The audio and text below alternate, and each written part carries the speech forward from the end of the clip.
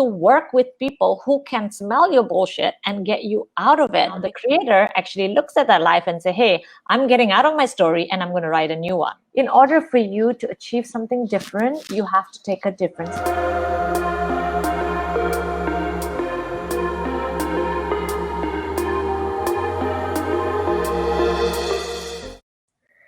Hello and welcome, everyone. This is so exciting. We're here to another episode of Mind of the Week. And look who I've got here with me.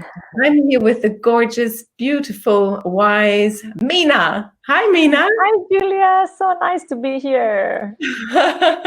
So nice to have you here. And I'm super excited. I'm just checking that we are actually live, but I'm sure we are.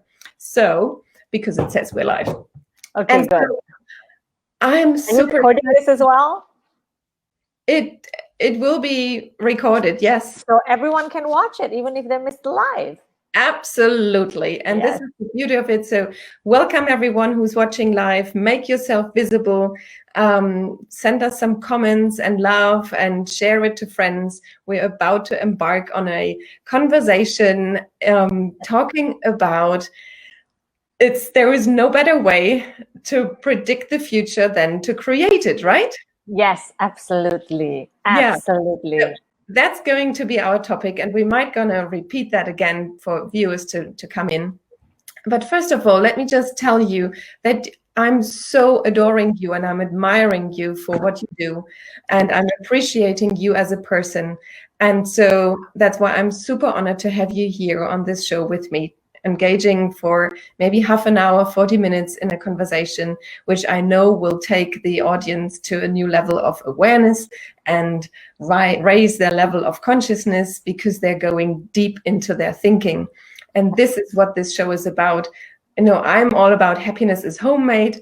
And so that's part of it. It's diving deep into our thinking and our being to actually connect deeper to our life.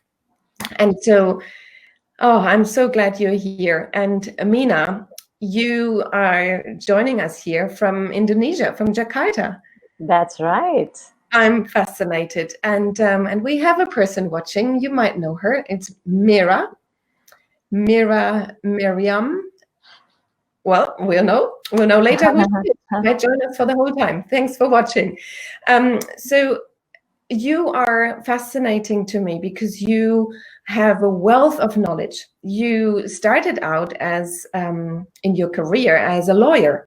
You worked in the corporate world for a long time, but then somehow what I know from you is there was more. There is this element of you want to just bring women and empower women, and you have this tagline, if I'm when I'm right, from powerless to power. Yeah, is that what it is? From powerless to empowered. Ah, here we go. So, and I know you're doing great because you have a huge following, and your Facebook group and your programs you're running, they are super engaged. Just the recent one, you were running a 3-day course in your group with such high engagement. And whenever I joined in, there was like comments. Yes. And that's the key, isn't it? When people are engaging with someone else, then you could kind of tell that they are doing that in their life as well. They're engaged. Yes. They're engaged with activity. It's a mindset. You know, you have to get people to understand that when they are only watching passively, that's how they show up in life. They show up as a spectator in their life. And if you want to be somebody who actually creates your own life, you have to show up differently.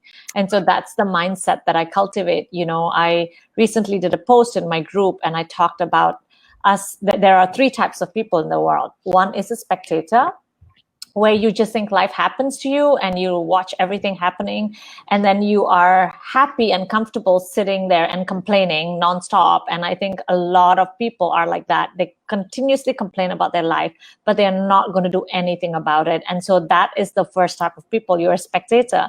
The second type is you are participant, where you are engaged somewhat, but not really. I mean, that's one. And second, what you do as well is you still make it other people's responsibility, to make you happy, and you want to make slight changes, but not so much, because every now and then you want to go back to your comfort zone. And between the two, I would say there are 99% of the people in the world. Now, the last one is the 1%. And the 1% is what you call creator. You are, they are the type of people who are not the type of people who think life happens to them. They think they happen to life. And it's very much in line with what we're talking about today. And today we're talking about the best way to predict your future is to create it. Because usually the types who are the spectator and participant, they just sit back and they live in a story and they continuously talk about, how things should have been different, but they're not doing anything to create their life. Now, the creator actually looks at that life and say, hey, I'm getting out of my story and I'm going to write a new one. So that's the key. That's how I get people to engage, because they have to understand that their life is not just going to be something they watch like a movie. They have to actually be the one to write that script. Oh, I so love that. And the distinction between those three makes sense. And so everyone probably actually, with a little bit of inquiry, knows where they are, right? Like people know where they are stuck, people know where they are, but they are sometimes so sucked into that comfort that they don't know how to else be, because they need to be a different person in order to be that 1%. And hopefully that 1% becomes 2% once. And it all starts with awareness. And what I wish we learned earlier in life, and this is why I really love what I do, what I wish we learned earlier in life is that we are human beings who keep evolving and changing. Most people want to invest in their wardrobe. They want to invest in their shoes and their bags and their clothes, and they want to invest in like the gym, but they don't understand their whole life is being dictated by the mind.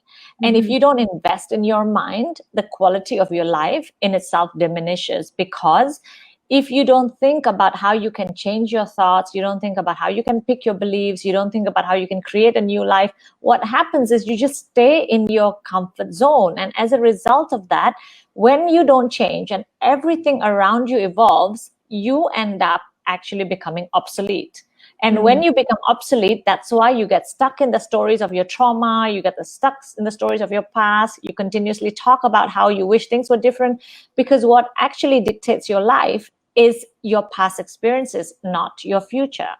And this is the reason why I am so, despite my corporate background and my legal background, this is why I created the Empowered Women Academy, because I'm so passionate about making sure women live up to their maximum potential. Ultimately, we keep saying things like life is short, but really, how short is it? Do you even understand how short it is? And if you are aware of it, what are you doing to take charge so that you can consciously create the life that you want? Absolutely. I mean, we can't drop the mic yet because we want to keep talking, but that would be a mic drop, okay? And so there was so much truth in what you just said, and I can only 100% say yes to all of what you just shared. We have Sinya with us, who is a friend I gained recently, and I'm so glad you're with us, Sinya. And whoever else is watching, keep coming those comments and let us know that you are engaged with your, with your mind here with us. And Sinya says 100% as well. And if there are any questions, we're more than happy to address them.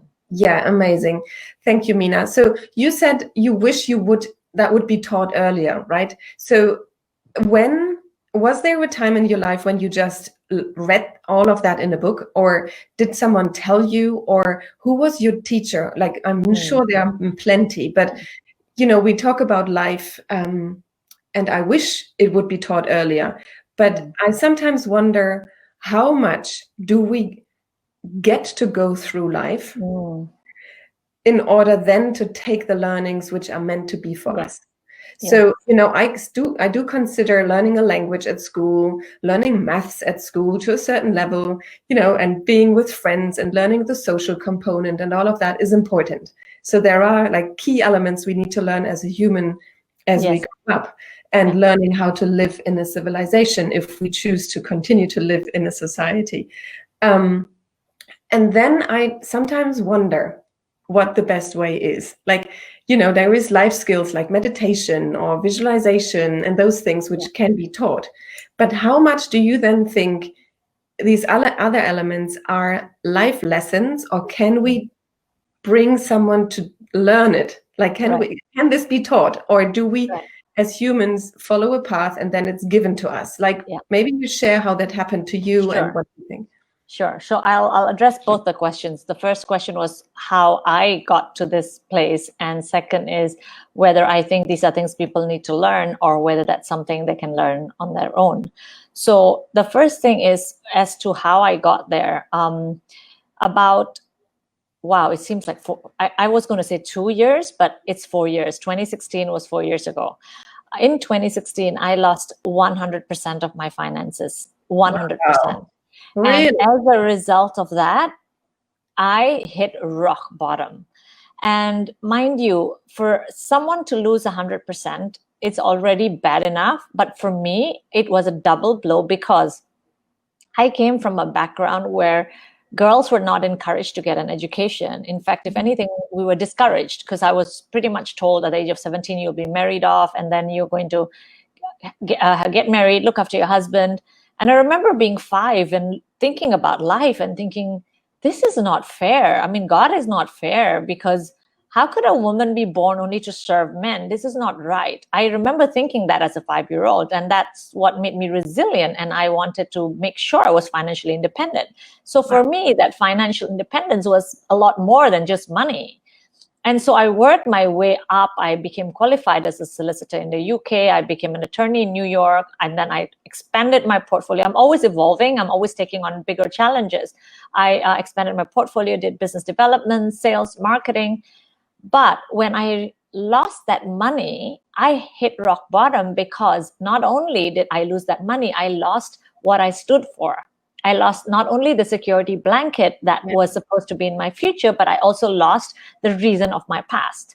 And so for me, it was worse than I think it could happen to anybody because of these reasons. And when I hit rock bottom for a while, I was, of course, down. But I'm again fortunate that I have an extremely resilient spirit. And that resilience is what got me to where I got to.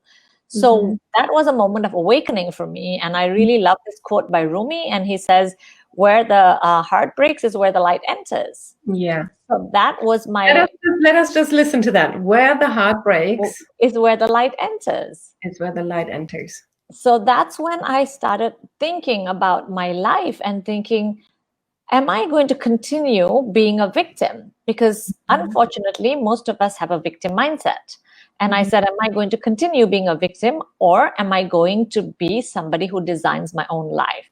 Yes. And so that's when I said, this does not have to be the last chapter of my story. I can write my own story. And since then, I took over the responsibility of designing my life, invested in lots and lots of personal development, changed my mindset, completely became aligned with who I'm meant to be. And within a year, I created a vision that I wanted to buy a villa in Bali at a time when I didn't have any money, but I really knew that I was going to, because as I said, when you design your life, you allow the future to be dictating your present. It's the vision of the future, not the traumas of the past.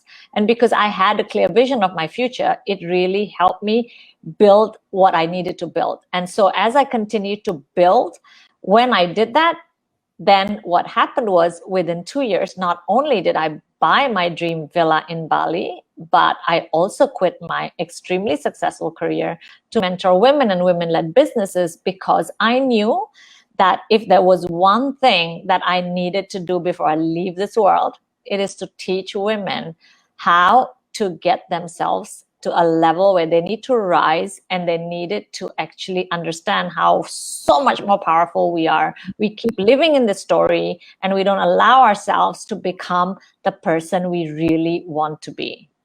So I hope I addressed those 2 questions. Yeah, thank you. And I mean, it's, as you said, it's so powerful that you had to go through this. It was almost like that was your life lesson right there for you to learn and to be even stronger after. And I just... And people forget, Yeah. sorry, and people forget that we always have a choice. Whenever we go through personal trauma, people think like, oh, this happened to me, this happened to me. You have a choice. It is your choice whether you will allow this trauma to continuously dictate your life, or you are going to react to it differently. So this is the thing I want people to understand. You have a choice. Yeah. And so sometimes people don't see that because they are too down in their complaining, too down in their circumstances, and don't see the opportunities out of a circumstance. And so recently with the pandemic, it's like some people see it as a circumstance and they just put on weight, and some others see it as an opportunity to change it to something they want to make from it. And so it is fascinating that we are designed to change so much in our mind, and then yet we find so much comfort in the knowing rather than the unknowing and the unknown. So what I want to say as well is that although you losing everything and being at rock bottom and having addressed that, it's fascinating because you already had your education and you had all of that accumulated as internal asset, isn't it? So you were asset full from the inside, so which has shaped your mind already to be at a certain, further on with your thinking. You were more advanced, just not just sitting there in comfort. So it may come at a good point to ask this question, what Sinja says, how did you go from victim mode to creating mode? That's a good question, because this is where people then stuck. Can you say something to that? Sure. It's really taking responsibility for your life. It's also asking yourself a lot of questions. We have a lot of beliefs that are contradictory, and so we don't even question these beliefs. For example, we know thoughts become things, right? I think a lot of people agree, and a lot of people accept that. We know thought becomes things, yet we don't take the responsibility to change our thoughts. Mm-hmm. So our beliefs don't always match with our actions. And so it really requires you to unlearn a lot of things. In fact, I didn't address the earlier question as well, which goes to this question as well, about, how did I go from victim to creator? It's the same thing of how, whether when we grow up, do we actually have to learn these things, or do we need other people to teach us? I'll tell you what is the problem. The problem is when we grew up, we grew up already feeling abundant. We grew up really confident. When we were babies, we were confident. We never thought about, oh, what will people think if I cry? We didn't think about that. Even as a kid, you will dance somewhere in the street. If you fell when you were trying to learn to walk, you would not say, walking is not for me, I'm not confident. You wouldn't say these things. But when you grow up, the reason you lack confidence is because there was so much of learning that we did, and the learning came from the social conditioning, from our upbringing, all this learning about, a girl shouldn't behave this way, you shouldn't talk so loud in public, you shouldn't do this, you shouldn't. So slowly, internally, we started believing these things. So when we get older, the reason why it's very helpful to work with someone is because not only will you have someone who catches your bullshit story, because every now and then when you want to get out of that mode, and remember, you've learned it for decades. If you're in your 30s, 40s, you've learned it for decades. It's not an overnight process. And you yourself will actually cut yourself some slack. You will not want to get out of it. And so every now and then you will go back. And that's why it's very, very powerful and helpful to work with people who can smell your bullshit and get you out of it, because otherwise you will continuously stay in that victim mentality. Yeah. So you were thrown out of that victim mentality, weren't you? Because you were in shock, I guess, having lost all of your financials. And these kind of events, they can serve as a kickstart, isn't it? So like it could be a dramatic thing. It could be like losing all your money. It could be a health issue, which in all of a sudden you need to face. And this is like kind of a kickstart into your system, where it's kind of decision time then for you. Either you really fall even deeper. That's what I believe. People just drown in it. or people take charge and be responsible, what you said, and take responsibility and then question what's going on, question the beliefs. Well, how did I get here? What happened for me to be here? Yes. Because, we could talk about relationships, we could talk about finances, we could talk about career. There are so many things how we get pushed into this belief system and how we are shaped to believe this is true about us, that if we are not shaken out of that, either by an external event or we take ourselves out and ask for a coach, for teachings, for personal growth, then it's kind of this box. You stay in that box. You're not taken out. So it's fascinating how this works. And you work with lots of women who you now help to create just that. So Correct. There's another fantastic comment from Sinye, and I know we talked about this, Meena, before, that Sinye says she had to lose a lot of identities. And I know you said that as well at some point, Meena, to me. Yes. Yes. Oh my goodness, what do you want to say to that? Yeah. So it's, like I mentioned, I created the Empowered Woman Academy. And that academy, I cover 3 pillars. The first pillar is confidence, how to build unshakable confidence. So it's all 3 C's. The second pillar is how you can have clarity in terms of your life vision. Because most of the times when most women I speak to in the beginning, when I ask them about their future, they keep telling me about the things about their past. So the clarity is not there. Yeah. And third, I teach them, so it's not just clarity, but I help them create a life vision. And the third one is how to become a conscious creator. Mm-hmm. Now, going back to identity, that is in the first pillar. I cover that in the first pillar because we can't talk about self-love and we can't talk about self-confidence when we actually don't even know who we are. Mm-hmm. Everything that we know about ourselves is either us as a version of what other people think of us, or the version that has been created and marred over time through traumas and our past. And so in order for us to learn how to become to live our highest potential, we need to definitely shake off this identity and create a new one. And these are things that we were never taught, because what we don't realize is throughout our life, we are being taught beliefs that are disempowering. Mm-hmm. And that's why it's very important to be very conscious of what these beliefs are and how you can create new beliefs. So you're saying the identities are shaped by the beliefs, right? Absolutely. And the upbringing and the social conditioning and whatever is told to us about the norm, you know, which is not even norm. Yeah. So to take this one step deeper, because there is lots of talking at the moment about identities and how we come across and racial differences and all of that. So when we talk about identity, I just want to be clear here that when we say you need to be we get rid of our identities, we are also talking about the mentality, the mindset. Yes, the pattern of behavior and having beliefs that are disempowering. Yes. Yeah. Yes. Because we cannot change, and there's no reason to change where we're from. Yeah. And how we look and our culture we grew up in. But then we have an element of choice how we perceive that and what we do about it. Yes. And our mental mindset of where does it take us? Am I falling into victim? Am I choosing to go forward responsibly with this? And what do I do with my life? Yeah. With all of the given, right? Absolutely. Yeah. So that's why I love this topic, because the topic is the best way to predict your future is to create it. Yeah. And you are a perfect example for that, because when you just said there was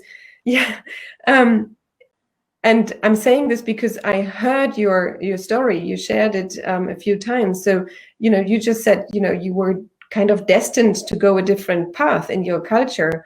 And so this is what we're talking about. This is exactly where we are at, so that you were meant to be completely someone else. Yes. But was there then support from your family? Because, or did you decide to cut all connection to be able to? No, I was fortunate, because I was fortunate that what happened was, since I was 5, I said I wanted to be a lawyer. And I remember this particular incident when my uncle laughed at me and said, "Oh, you mean you're going to hang your law degree above the stove while you cook for your husband?" And so I remembered that, and that became the fuel to my fire. And I said, I will prove it to you. I didn't say it to him, but in my head, I just said, I will prove it to you. And so years later, when I was 12, I realized that in order for me to get educated, I will have to start convincing my dad since I was younger. So I think I was already a negotiator since I was a kid. So since I was 12, I kept telling my dad, you will need to send me overseas. And every year he kept putting it off. And finally, when I got to 16, and he kept giving me different conditions. So, you need to be the top 10 in school, you need to be the top 5. And I kept meeting those conditions. And then when we got to 16, I felt like, okay, I smell a bullshit story here. I think he's like not going to send me. So I don't know how I did this, but I found there was an article in the newspaper of, thank you so much, Sinye. What a lovely comment. Thank you. There was an article in the newspaper about a company that was helping students get admission to boarding school. So I applied, I did everything. And then I went to my dad and I said, I got in, now you just have to help me by paying for it. Wow. And I strategically positioned it. I just said, I've done all your work for you. Now all you need to do is pay. So yeah, he agreed. Oh, wow. Well, you were lucky then that you had that support. And yeah, it was an ongoing negotiation, to be honest, because every year it was like, oh, it's enough. You shouldn't stay. Enough. Now you're getting too educated now. You shouldn't, because otherwise you can't get married. It was like that every year. So every year I negotiated. So I guess I already had that inbuilt training and inbuilt resilience, and I understood how my mind works. And so that's why when I lost all that money, I had the tools, I already had the mental tools. I knew what I need to do in order to create the life that I wanted, because I'd been doing that consistently in my life.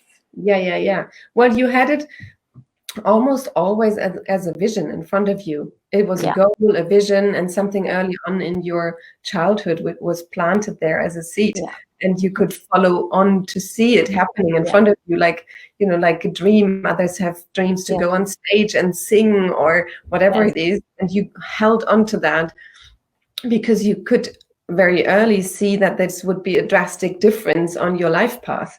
And so somehow what I hear from you is that you chose that different path than what most of your peers would have just following without questioning. But wouldn't you agree that many around you would want to question it as well? Like in your culture then, and find it difficult because it's coming up against, like you are a rebel then, aren't you, to break out of the norm? Like everyone, wherever they are, breaking out of the norm is rebellious. Yeah. It's very interesting. Again, like I said, when we grow up, we really have to learn to work with ourselves and we evolve. And so as you evolve and as you really focus on your own growth, what other people think of you, what other people say, what happens, it has no power over you.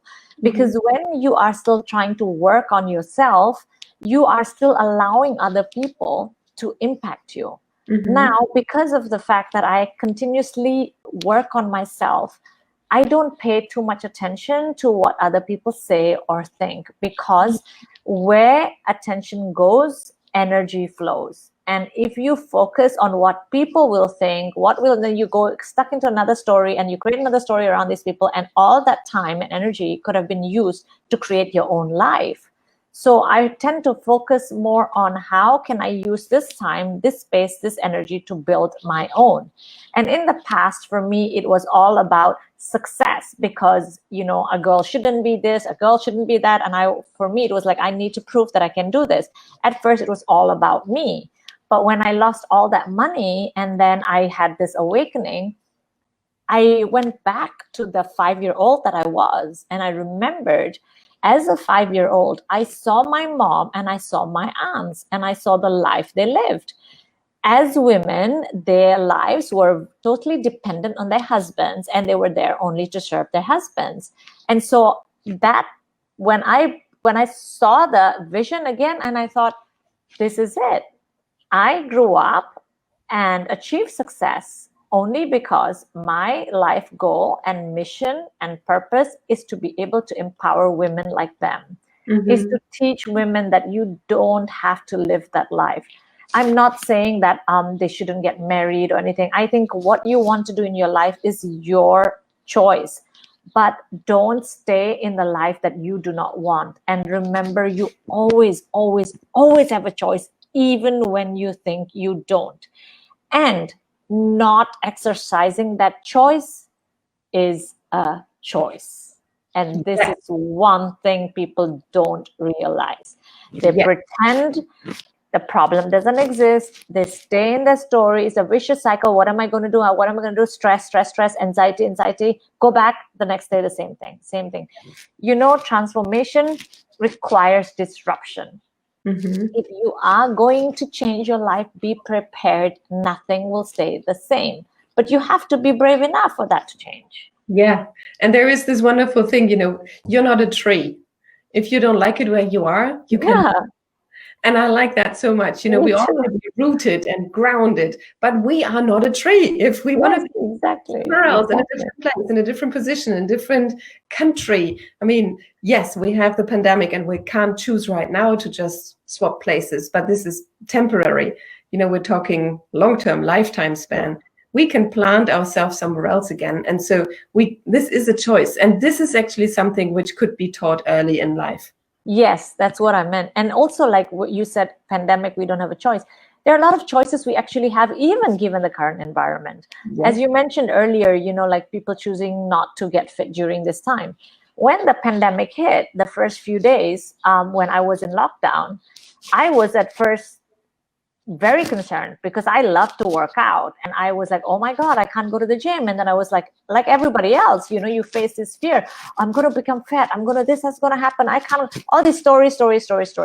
Then when I realized I had all these stories, I said, hang on a second. I spoke to myself. It was tough love and speaking to myself and saying, okay, let's not focus on what you don't want. Let's focus on what you want. What do you want? And I looked at myself, and at that time, you thought pandemic will last only 3 months, right? Or 2 months max. So I looked at myself at the end of the at the end of the 3 months. And I said, what am I going to be when I come out of this lockdown? Yeah. And I said, I'm going to be fit. And I realized that would be less than 5% of the people. 95% will come out fat because that's an excuse. Sit at home, eat more, watch Netflix. And I was like, no, I'm going to get fit. And since then, because I made a conscious decision, I have been working out at home. And so you have choices even under this circumstance. But ultimately, it's about understanding that you can have a choice and you can exercise that choice. I love that so much. And really, when we talk about this subject of how can we predict our future, how can we create our future, is like, how can we predict it? Is by creating it. And this is what you take into your hands. And by the 3 pillars in your academy and by the way you described it now. And there is lots of importance in there in the choices we make and being responsible for where we are and continue to grow, continue to change your mindset, because we're ever evolving. And I'm sure you are yearning for even more right now, because I know you've been teaching a lot, but there will be an element of you learning again a lot. And I'm learning every day. Where did you bring that in? And did you when we talk about creating your life, do you look in different life areas, life categories, or how did you plan this all out? Have you got a recipe there as well? Do you follow a script, a plan? Yeah. So ultimately, who we are is a series of habits. That's all we are. If we were to simplify it, it's a series of habits. And if you want to create your life and it's not working out the way you want it to, then start looking at what you're doing. So ultimately, whether you are going to talk about relationships or you're going to talk about health and fitness, whichever area of your life, everything starts and ends with you. And unless you get right with yourself, nothing in your life is going to work out the way you want it to work. So for me, it was just evaluating a number of things that were not in line with my own desires or empowering beliefs. So it started actually for me even early in my 20s. For example, I was already becoming more and more into fitness and health. And when I was 24, I was smoking. I started as a casual smoker. And then you feel bad asking people for cigarettes, and then you buy your own cigarettes. And then the next day when you're having coffee, you have cigarette on your own. And that's how it all starts, right? And I was already very active in the gym, and I was not a disciplined person at all. But when I started smoking more and more, what I realized was that when the weekend came, I dreaded going to the gym because I would wake up, my chest would hurt, and I would dread going to the gym. And that's when I sat down and asked myself, which one is it? Because these two contradict.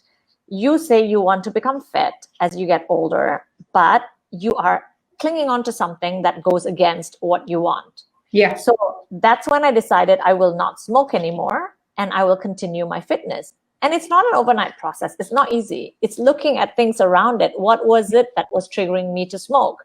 Hanging out with friends, drinking alcohol. And so for a long period, I had to cut out all my triggers so that I could become strong enough and I would be pulled more with my vision rather than my current temptation. So I started even that early on in life. Yeah. Okay. So it's all about looking at yourself and seeing what are the things you can change. Yeah. And so it's the habits which, I love this saying when they go, first you create the habits, then the habits create you. Yes. Yes. And so you were doing this in all areas of your life. Yes. In all areas, and looked at your habits, looked at yourself and how you influence yourself on a continuous basis. I love that. That's really good takeaway for everyone, where they have an area where they're lacking satisfaction or fulfillment, to really look deep and maybe with someone else, as you said, to actually pinpoint their blind spots. Yeah, and to ask yourself, what are you doing to grow? What are you doing to grow? Because we are always adapting and evolving. Yeah. But are you taking charge of your own growth, or are you allowing circumstances, people, and your past to help you grow? But it's not really grow, but it actually just helps you become more jaded and disillusioned. According to a scientist, we have anything between 12,000 to 60,000 thoughts a day. And 95% of the thoughts are the same every single day. The worst part is 80% of these thoughts are all negative. Yeah. So can you imagine that thought process is not going to help you create the future that you want? That's why it's very important to really evaluate what are the habits that you're cultivating, what are the thoughts you're having, and, get out of that and create a different story. Yeah. Have you got a go-to thought, a go-to mantra, which keeps you motivated? Can you share something which you use? Is that something you do, or? Yeah. For me, it's more like establishing a routine, making sure every day you do something that fills your spirit, fills your soul, fills your, rejuvenates your body. Because what we forget is we are all one. And even if you're feeling good emotionally, if you're feeling lethargic, it doesn't help. So it's very important to think of how you can help yourself at a spiritual level, emotional level. So it's more about establishing a routine that actually helps you and catching the thoughts every now and then. Because this is like a refining process the whole day, So if sometimes I want to do something and I'm aiming really big, and then I'm not aware of it, because this is how sneaky subconscious thoughts are, right? And I'm not aware of it. And there is a lingering thought, which is I'm not even conscious to that thought. You just know that somehow you're playing small. And so it's very important to take time out. And this is what I do. I meditate, I exercise, and every now and then I stare out of the balcony. Then I started becoming, well, what is that feeling? What is that feeling? What is that thought? And then I realized, and I'm like, oh, wow, that is that thought. And so then I counter it with another positive thought, with an affirmation. When you say things like, oh, I can't do this. And I said, why not? I'm powerful. Why not? I can do this. And once you become conscious, then you can train your subconscious mind. Yeah. And I mean, you said earlier, the thoughts create our world, isn't it? So we create the world of our thoughts. And I like it as well to think of we don't need to believe every thought we think. So certainly not the ones which are limiting us. So if we kind of hold on to them, then we're not serving ourselves really well. Yeah. But that's just wonderful how you just shared this. So it's an ongoing looking after yourself and a routine you have in place to really be mindful of your thinking. And when something is off, you question it and you counteract it with something more positive. And it's a lifelong journey. Affirm yourself in your strength and in your greatness, really, because we all are. We just don't allow ourselves to play big, as you say. And being aware, you know, Julia, what makes me sad, what makes me really sad is when people don't understand this is not a dry run. This is your life. It's not a dry run. You don't get any other opportunities at all. This is it, you know. So reverse engineer and decide, what do you want to create? You know, I don't want to be living a life that has no meaning. I don't want to live a life where I'm in my deathbed and saying, I wish I tried. I'd rather have like hundreds of failures than one regret. And regret is an awful thing because you can't reverse time, you know? So it's very important to be very aware of that. Yeah, absolutely. And so to allow, you know, I heard the statistics where they were asking what are the biggest regrets people have on their deathbed. And you know, there is plenty, but one of them which stuck out to me is to not be what other people wanted me to be. Yeah. And another one is to let myself be happier. Yeah. I mean, this sounds so simple, but it's like, what are we doing? Like, what is the majority of the person doing? It's downing themselves. And we, you know, you are a person who wants to bring the person out to, you are such a role model for radiating empowerment. And so that's why I'm so happy to have you here, that people see you and start following you and your academy. So we'll put all the links below so that people can find you and reach out to you for more questions. Sure. And that the whole content is super important. And I'm hoping that we reach out to lots of women with this, because this is your forte. And but it's everyone involved, from children to adults, any age. Make the best of your life, really, isn't it? And take responsibility for your growth. Don't, I mean, catch some of the stories you tell yourself as well about personal growth, because a lot of times people say, oh, I don't need to. Yeah, you don't need to, but then I want to ask you, how is it working out so far?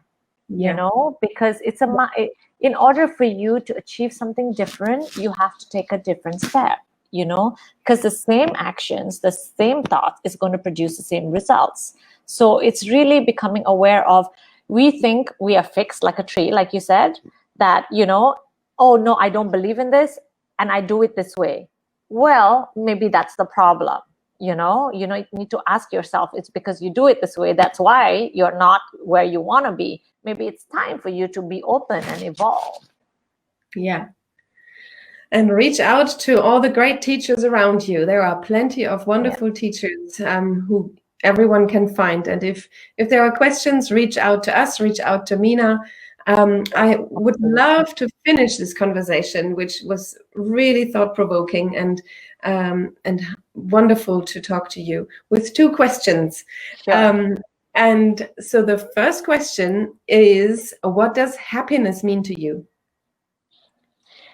Happiness is not an external thing. It's more internal. So I always say happiness is an inside job. And what it means to me is being right here, right now, and being absolutely grateful and knowing that you are doing exactly what you are meant to be doing and living your purpose. Oh, that sounds wonderful. Thank you for sharing that. That's really, really wonderful. Living your purpose.